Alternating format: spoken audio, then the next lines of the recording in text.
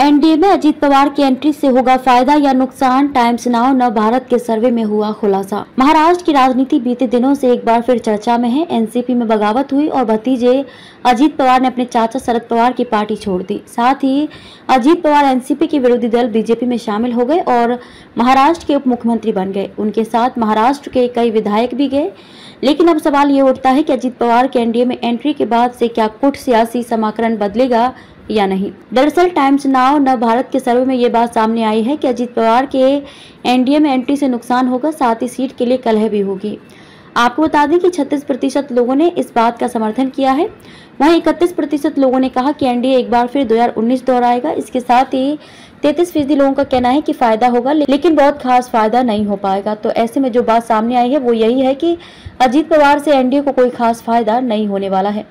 अजीत पवार से क्या हो सकते हैं फायदे। वहीं गठबंधन सरकार में पवार की एंट्री में बीजेपी की मजबूरी की बात करें तो इसके बीजेपी एक तौर से कई निशाने साध सकती है। इसके जरिए बीजेपी अब उन 11 लोकसभा क्षेत्रों में सेंध लगा सकती है जो पहले एनसीपी के गढ़ थे। एनसीपी के इन गढ़ों में बीजेपी से अलग मतदाता आधार हैं। अजीत पवार के शामिल होने से बीजेपी को अपनी पकड़ मजबूत होने की उम्मीद है। इससे बीजेपी को पुणे, सतारा और अन्य सहित पश्चिमी महाराष्ट्र के जिलों में अपना आधार बढ़ाने में मदद मिलेगी। माना जाता है कि फडणवीस और अजीत पवार के बीच दोस्ताना संबंध है। वहीं लोगों का कहना है कि शिंदे अब तक महाराष्ट्र में प्रभाव नहीं डाल पाए हैं और अजीत पवार के आने से वह और कमजोर हो सकते हैं।